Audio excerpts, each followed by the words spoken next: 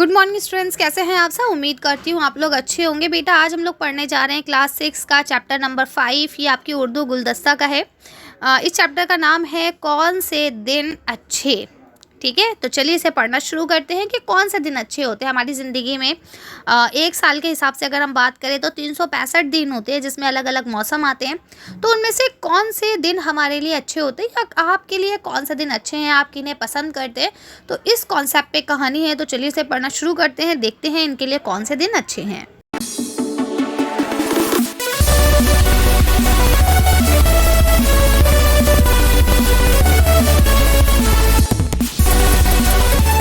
कौन से दिन अच्छे। बुंदेलखंड के एक शहर में एक सेठ रहता था। वो बहुत मालदार था। उसकी कई हवेलियाँ थीं, ज़मीन जायदाद थी। उसके घर में हुन बरस रहा था। हुन मतलब क्या होता है बेटा? पैसा, दौलत। ठीक है। अच्छा देखिए बेटा, वीडियो का आपका पैटर्न सेम रहेगा। पहले हम लोग इसे अच्छे से चैप्टर को पढ़ के डिस्कस कर लेते हैं, उसके बाद क्वेश्चन आंसर्स मैं आपको लिख के दिखाऊंगी, ताकि अगर आप लोग कॉपी पे लिखना चाहें तो लिख सकते हैं। ठीक है, क्योंकि मैं डिक्टेट करती हूँ तो आप लोगों की स्पेलिंग बहुत ज़्यादा मिस्टेक होती है, इसलिए मैं लिख के दिखाऊंगी। और इससे पहले के 4 चैप्टर डाल दिए गए हैं, आप लोग देख सकते हैं। और बाकी के जो 4-5 चैप्टर बच रहे हैं वो भी इंशाल्लाह मैं डाल दूँगी, तो आप लोग देख लीजिएगा। ज़्यादा से ज़्यादा अपने फ्रेंड्स के साथ शेयर कीजिए। देखिए लाइक करने को मैं नहीं कहती, क्योंकि अगर आपको पसंद आए तो वो आप खुद कर दीजिएगा, लेकिन शेयर इसलिए कहती हूँ करने को, ताकि आपके जो फ्रेंड्स हैं जिनको चैप्टर नहीं समझ में आता है या उनको नहीं मिल पाता है तो उनकी हेल्प हो जाएगी। ठीक है ना। चलिए तो हम आगे पढ़ लेते हैं। सेठ के 4 बेटे थे, चारों खूबसूरत, सजीले, जवान, अक्लमंद और दाना। ठीक है, इस सब का मतलब यही है कि मतलब चारों बेटे उसके बहुत बढ़िया थे, अच्छे थे। जब बड़े बेटे की शादी हुई तो नगर सेठ ने दूरअंदेशी का इम्तिहान लेने के लिए अपनी बहू से एक सवाल पूछा। क्या पूछा? बहू ये बताओ कि कौन से दिन अच्छे होते हैं। यानी उन्होंने ये देखना चाहा कि हमारी जो बहुएं हैं वो कितनी अक्लमंद है ना, कितनी दूरअंदेशी हैं, कितनी दूर की यानी फ्यूचर की बात वो सोच सकती हैं और समझ सकती हैं। इसके लिए उन्होंने सवाल पूछा कि बताइए कौन से दिन अच्छे होते हैं। तो बहू ने जवाब दिया, पिताजी गर्मी के दिन बहुत अच्छे होते हैं। उस वक्त ना सर्दी की परेशानी रहती है और ना ही बरसात की कीचड़। दिन खस की टट्टी में कट जाता है और रात को बाहर सो सकते हैं। यानी कि क्योंकि हवा चलती है ठंडी ठंडी, तो आराम से रात में हम लोग आंगन में सहन में सो सकते हैं और दिन भी आराम से कट जाता है, कोई मसला नहीं है। नगर सेठ बहुत अच्छा कहकर खामोश हो गया। लेकिन जब दूसरे बेटे की शादी हुई तो उसने नई बहू के सामने भी वही सवाल रखा। ठीक है, अब नगर सेठ जो है बहुत पैसे वाला आदमी है और उसके 4 बेटे हैं, तो वो ये चाह रहा है कि वो देखे कि कौन सी बहू उसके कितनी दूर तक का सोच सकती है, कितनी समझदार है। इसके लिए वो अपनी हर बहू से यही सवाल कर रहे हैं कि ये बताइए कि कौन से दिन अच्छे हैं। तो पहली बहू से सवाल करा तो उसने कहा भाई गर्मी के दिन अच्छे हैं, जिसमें सर्दी की ना तो टेंशन होती है और ना बरसात की कीचड़ होती है ना। मस्त खाओ पियो और आराम से कहीं पे भी सो जाओ, कोई टेंशन वाली बात नहीं है। अब जब दूसरे बेटे की शादी होती है तो दूसरे बेटे की बहू से भी यही सवाल पूछा जाता है कि भाई आप बताइए कौन से दिन अच्छे हैं।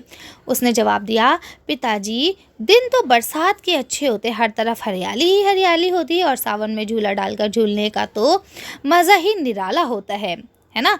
चढ़े हुए दरिया और नदी नाले देखकर दिल बाग बाग हो जाता है। तो अब दूसरी बहू ने क्या कहा? उसने कहा कि भाई पिताजी मुझे तो बरसात का मौसम बहुत बढ़िया लगता है। उसका रीज़न ये है कि बरसात में नाले वगैरह चढ़े रहते हैं, नदियाँ खूब पानी का लेवल हाई हो जाता है और हर तरफ हरियाली ग्रीनरी होती है, जिसे देखकर बड़ा मज़ा आता है। और आप सबको पता है कॉन्सेप्ट तो बहुत पुराना है कि बरसात के मौसम में झूले डाले जाते हैं और झूला जाता है। ठीक है, आगे लिखते हैं। सेठ उसकी बात सुनकर खामोश हो गया। लेकिन जब तीसरे बेटी की शादी हुई तो उसने अपनी उस बहू से भी यही सवाल किया। ठीक है, उसने कहा, पिताजी दिन तो सर्दी के भले होते हैं। सर्दी हो तो गर्म कपड़े पहनकर जहाँ चाहे घूमो फिरो। ठीक है, मीठी मीठी धूप के मज़े लूटो और रात को नरम बिस्तर में लिहाफ ओढ़कर सो जाया जा सकता है। यानी कि उन्होंने कहा कि भाई मुझे तो सर्दी बहुत अच्छी लगती है। उसका रीज़न ये है कि सर्दी के मौसम में हम आराम कर सकते हैं, है ना। गर्म कपड़े पहन लो, फिर कोई टेंशन ही नहीं, ना गर्मी की टेंशन ना बरसात की टेंशन। ठीक है, इसके अलावा अपने बिस्तर में लेटो और सो जाओ, तो लाइट आए या ना आए उसकी भी कोई टेंशन नहीं। नगर सेठ बहू की बात सुनकर चुप हो गया। चंद माह बाद जब चौथे बेटे की शादी हुई और बहू घर आई तो सेठ ने यही सवाल छोटी बहू से भी किया। यानी अब उनके तीन बेटी की शादी हो चुकी थी, तीनों ने एक एक जवाब दे दिया था। अब वो चौथी बहू को लेके आते हैं तो वो चौथी बहू से भी यही सवाल करते हैं। ठीक है। उसने बड़े इनकिसार से जवाब दिया, यानी उसने बड़ी तसल्ली से और समझदारी से जवाब दिया। क्या जवाब दिया? उसने कहा, पिताजी दिन वही अच्छे होते हैं जो सुख से गुजर जाएं। यानी दिन जिसमें सब लोग मिल के रहें, सुकून रहे, किसी चीज़ की हाय अल्लाह ना हो, वो दिन अच्छे होते हैं। चौथी बहू का जवाब सुनकर नगर सेठ का चेहरा खिल उठा। यानी नगर सेठ को समझ में आ गया कि मेरी चारों बहुओं में सबसे ज़्यादा होशियार समझदार जो बहू है वो कौन सी है? चौथी बहू है। ठीक है, लिखते हैं, तकदीर का खेल भी अजीब होता है। ठीक है, मतलब अब यहाँ पे ये कॉन्सेप्ट यहाँ ख़त्म हो गया। अब यहाँ से नेक्स्ट कहानी आपकी शुरू होती है। क्या कहते हैं कि तकदीर का खेल भी अजीब होता है, कहीं धूप तो कहीं छाँव, कहीं गुर्बत तो कहीं तौरंगी। ठीक है, यानी जो हमारी तकदीर है वो हमेशा एक सी नहीं रहती। इस तरह आजमाइश के दिन भी आ गए। ना जाने किस बात पर राजा का मिजाज बरहम हुआ और वो सेठ से बदजन हो गया। यानी उसको ना बुरा लगने लगा कि भाई सेठ ने गलत हरकत करी है। वो नाराज़ हो गए सेठ से, राजा साहब। ठीक है, राजा ने उसे शहर छोड़ने का हुक्म दिया कि नगर सेठ जिस हालत में हो उसी हालत में क्या हो, सारे ख़ानदान के साथ देश बदर कर दिया जाए। यानी इस जगह पे अब वो नहीं रहेंगे और कुछ भी ले जा नहीं सकते हैं। जिस हालत में हो उसी हालत में चले जाने का मतलब होता है कि जो कपड़े आपने पहन रखे हैं आप बस वो ही पहने और यहाँ से जाएं। आप घर से जो आपका है वहाँ से एक तिनका भी उठा के नहीं ले जा सकते। ठीक है, इनफैक्ट एक रोटी एक निवाला भी नहीं ले जा सकते हैं। नगर बदल कर दिया जाता है और कहा जाता है जिस हालत में उसी हालत में जाए, तो उसका मतलब यही होता है। हकीम ने जाकर नगर सेठ को राजा का हुक्म सुना दिया। सबकी तलाशी ली गई और घर से एक तिनका तक उठाने का हुक्म ना था। 3 कपड़ों के साथ खाली हाथ उन्हें शहर से निकाला जाना था। ठीक है, यानी कि अब आपको समझ में आ गया ना, जैसा मैंने आपको बताया। आगे लिखते हैं, जब सब बाहर निकल गए तो छोटी बहू सामने आई। उसके हाथ में हांडी थी, उसमें एक कलुकी के करीब गुंधा हुआ आटा था। यानी छोटा सा एक, मतलब एक लोई के बराबर पेड़ा था, गुंधा हुआ आटा था।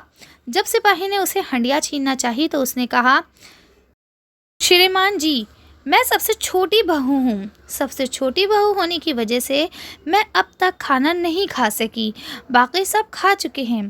कृपा करके या तो मुझे खाना पकाकर खा लेने दीजिए या फिर ये आटा मुझे साथ ले जाने दीजिए। यानी उसने कहा कि भाई सबसे छोटी बहू हूँ इसलिए मैंने खाना नहीं खाया है, या तो आप मुझे खाना बना के खा लेने दीजिए, नहीं तो फिर ये आटा मुझे साथ में ले जाने दीजिए। राजा का हुक्म था कि उन्हें फ़ौरन शहर बदल कर दिया जाए, लिहाजा सिपाही ने बहू को आटे की हांडी ले जाने की इजाज़त दे दी।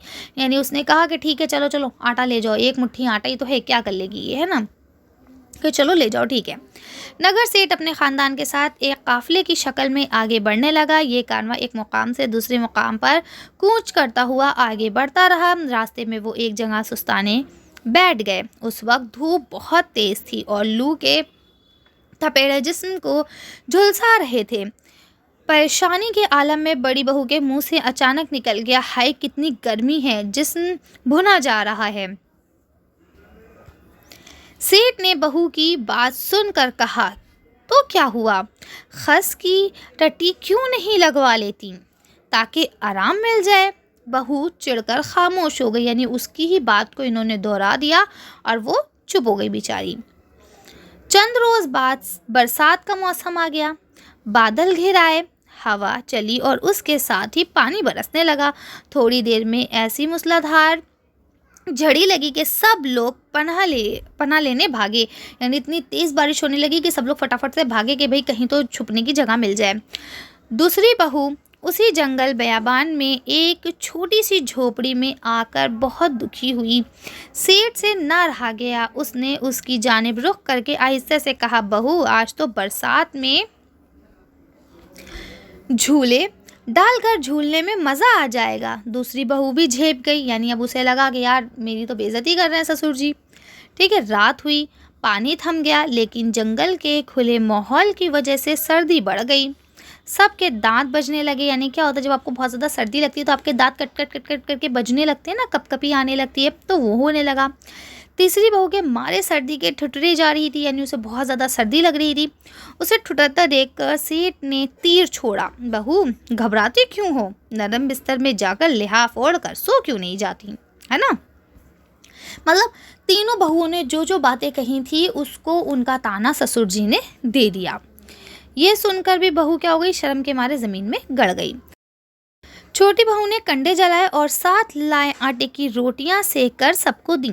सब ने 2-2 रोटियां खाकर पेट भर लिया। वो आटे में एक लाल भी छुपाकर लाई थी, उसने उसे अपने शौहर को दिया। फिर यूं कहा, करीबी गांव में उसे गिरवी रखकर जो कुछ रुपया ले आओ, मतलब जो भी रुपया मिले उसे ले आओ, और साथ ही घर का ज़रूरी सामान भी खरीद लाना। उसका शौहर गांव में साहूकार के पास गया और लाल बेच दिया, ज़रूरी सामान लेकर आ गया। दूसरे दिन वो एक शहर में पहुँचे और एक मंदिर में जाकर ठहरे। सेठ ने उन रुपयों से तिजारत शुरू की। आहिस्ता आहिस्ता अपना कारोबार फैला दिया, यानी उनका जो बिज़नेस था, कारोबार था, वो फैलता चला गया। और चारों बेटे भी सख्त मेहनत मशक्क़त करने लगे। आखिर चंद बरस बाद उसने वहाँ अपनी हवेली बना ली और देखते ही देखते वो उस शहर का बड़ा सेठ बन गया। मगर ये शहर भी राजा की सल्तनत में शामिल था, यानी पहले बादशाहों के बहुत सारे शहर हुआ करते थे ना, सिर्फ एक ही थोड़ी ना होता था। तो वो शहर भी उसी की सल्तनत में था। तो राजा को जब इसका इल्म हुआ कि उसने दूसरी हवेली बना ली है, तो वो उसकी हवेली के गिर्द चक्कर लगाने आया। उसने वहाँ कान लगाकर सुना, सेठ का बड़ा लड़का कह रहा था, मेरे लिए पान बनाकर लाओ। इतनी रात को पान खाने की क्या तुक है, यानी कि इतनी रात में कौन पान खाएगा, है ना। चूना नहीं है, बहू ने जवाब दिया। यानी उसकी जो वाइफ थी उसने कहा, भाई चूना नहीं है, चलो इतनी रात में कोई नहीं खाता पान। तो क्या हुआ, मेरे कान की बाली में एक पक्का मोती है, उसको जलाकर मेरे लिए पान लगा दो। यानी उससे जो आएगा ना सफ़ेद सफ़ेद, उसे जलाओ और उससे चूना बना के मेरा पान लगा के मुझे दे दो। लड़के ने कहा, ये कैसे हुआ कि आन की आन में इतना मालदार और खुशहाल हो गया। यानी सेठ, जब ये बादशाह सोच रहा है कि ऐसा क्या हुआ कि इतनी कम वक्त में ये आदमी जो है इतना मालदार हो गया, ऐसा क्या हुआ इनके साथ, और ये खुशहाल रहने लगे। राजा सोचने लगा, ठीक है। आली सुबह राजा ने सेठ को पकड़वा कर बुलवाया और पूछा, बताओ बड़ा कौन है, हम या तुम। अब क्या किया, बादशाह ने उसको बुलवाया, ठीक है, और कहा ज़रा बताओ, सुबह ही सुबह बुलवा लिया, कहा बताओ बड़ा कौन है, तुम या मैं। सेठ ने हाथ जोड़कर कहा, बड़े तो आप ही हैं महाराज, कहाँ आप और कहाँ मैं, एक मामूली सेठ। साफ साफ जवाब दो, वरना तुम्हें और तुम्हारे ख़ानदान को बहू बेटों समेत जेल की हवा खानी पड़ेगी, राजा ने डांट कर कहा। ठीक है, क्योंकि भाई राजा लोगों को इस चीज़ का ना बड़ा मतलब होता था कि अगर हम किसी को पनिशमेंट दे रहे हैं तो वो बस बेचारा परेशान और बुरे हाल में रहे, वो अच्छा ना हो जाए कहीं। ठीक है, जैसा हुकुम सरकार, कल आपको इस सवाल का जवाब मिल जाएगा, सेठ ने जवाब दिया। सेठ ने घर आकर सारा किस्सा सुनाया तो छोटी बहू ने कहा, पिताजी अब महाराज से कहलवा दें कि उसके छोटे से सवाल का जवाब मेरी छोटी बहू देगी। ठीक है, यानी उसने क्या कहा, उसने कहा जो आपका इस सवाल है इसका जवाब जो है मेरी छोटी बहू देगी। ठीक है, वो उसके लिए रानोस भरवाए और लेवाने के लिए पालकी भेजे। राजा ने वही सब कुछ किया। जब लोग दरबार में पहुंच गए तो राजा ने पूछा, बड़ा कौन है, हम या तुम्हारे ससुर। छोटी बहू ने जवाब दिया, बड़े आप ही हैं महाराज, हम बड़े कैसे हो सकते हैं, आप जैसे बड़े लोग ही मेरे ससुर की जायदाद जब्त कर सकते हैं, हम सबको देश बदर कर सकते हैं। अपनी हिम्मत और मेहनत से हम फिर खुशहाल हो जाएं तो फिर जेल की हवा खिलाने की धमकी दे सकते हैं। राजा ने टोकते हुए कहा, बड़ा वो क्यों नहीं जो पक्का मोती जलाकर उसकी राख से पान खाना चाहता है। ये तो सब वक्त की बात है महाराज, छोटी बहू ने जवाब दिया। हम दिन के अच्छे गुजरने पर यकीन रखते हैं और हर दिन एक जैसा मानते हैं। ठीक है, अब आगे देखिए क्या लिखते हैं। ये जवाब सुनकर राजा की आंख खुल गई। उन्होंने फौरन सेठ की जब्त शुदा सारी जायदाद लौटा दी, उसे दोबारा शहर में बाइज्जत वापस बुला लिया। ये मध्य प्रदेश की लोक कहानी से तर्जुमा है, वहाँ से ली गई है। ठीक है, इसके 6 सवाल हैं, इन्हें हम आंसर शीट पे देखेंगे। चलिए तो इनके जवाब को देख लेते हैं। तो देखिए, अगर हम लोग सवालात की बात करें तो यहाँ पे देखिए लिखा हुआ है कि नगर सेठ ने चारों बहुओं के सामने कौन सा सवाल रखा था। उसने सबके सामने एक ही जैसा सवाल रखा था। क्या सवाल था? सवाल ये रखा था कि बताओ कौन से दिन अच्छे होते हैं। ठीक है। दूसरा सवाल है कि नगर सेठ ने चारों बहुओं से एक ही सवाल क्यों पूछा। तो उसने इसलिए पूछा ताकि वो दूर अंदेशी का इम्तिहान ले सके, यानी उनकी बहुएं कितनी दूर की बात सोच सकती हैं, समझ सकती हैं, इसका अंदाज़ा लगाने के लिए उसने ये सवाल सबसे पूछा था। दूसरी बहू ने नगर सेठ के सवाल का क्या जवाब दिया था। तो उसने कहा था, पिताजी सबसे अच्छा मौसम किसका होता है? बरसात का होता है ना। पकौड़े खाओ, झूले झूलो, हर तरफ हरियाली होती है, दरिया नदी सब चीज़ें जो है खूब अपने मतलब खूब बहुत सारा पानी लिए हुए होते हैं, तो बहुत अच्छा लगता है। ठीक है। शहर बदर होने से पहले छोटी बहू ने सिपाही से क्या कहा। तो उसने कहा था कि भाई श्रीमान जी, मैं जो हूँ सबसे छोटी बहू हूँ घर की, ठीक है, इस वजह से मैंने ना खाना नहीं खाया अभी तक। तो अब आप ऐसा कर सकते हैं कि या तो मुझे खाना पकाकर खा लेने दें, नहीं तो मुझे ये आटा जो है अपने साथ ले जाने दें। अगला सवाल देखिए, लिखा है छोटी बहू ने राजा को क्या जवाब दिया। तो छोटी बहू ने राजा को जवाब ये दिया था कि भाई हम बड़े कैसे हो सकते, बड़े तो आप हैं जो हमारे ससुर की जायदाद को जब्त कर सकते हैं, हमें देश बदर कर सकते हैं, और जब हम दोबारा से खुशी से मेहनत करने के बाद खुशहाल हो जाते हैं तो हमें जेल की हवा खिलाने की धमकी दे सकते हैं। तो बड़े तो आप हैं ना, हम कहाँ बड़े हो सकते हैं। ठीक है, अगर हम बड़े होते तो हम आपके ये सब फालतू के हुक्म क्यों मानते। अगला सवाल, राजा को अपनी गलती का एहसास किस तरह हुआ। तो जब उसकी बहू ने जवाब ये दिया कि हम दिन एक मतलब जो कहते हैं ये तो वक्त वक्त की बात है, पहली बात तो उसने ये कही। उसके बाद उसने कहा हम दिन के अच्छे गुजरने पर यकीन रखते हैं और हर दिन एक जैसा मानते हैं। यानी जब सब मिल के खुशहाली से दिन गुजारेंगे ना तो वो दिन अच्छे होते हैं। ज़रूरी नहीं है कि उसमें बहुत सारा पैसा हो, ज़रूरी नहीं है कि उसमें बहुत ज़्यादा हम कह सकते हैं दौलत हो और हर चीज़ सहूलियत हो, ऐसा ज़रूरी नहीं है। जब सब साथ में मिलजुल कर रहते हैं, खुशहाली के साथ रहते हैं, तो वो दिन सबसे अच्छे होते हैं। ठीक है, तो उम्मीद करती हूँ यहाँ तक आप लोग को सारी चीज़ें समझ में आ गई होंगी। कोई डाउट कन्फ्यूजन हो तो आप लोग मुझसे पूछ सकते हैं। मिलते हैं नेक्स्ट वीडियो में। Thank you for watching.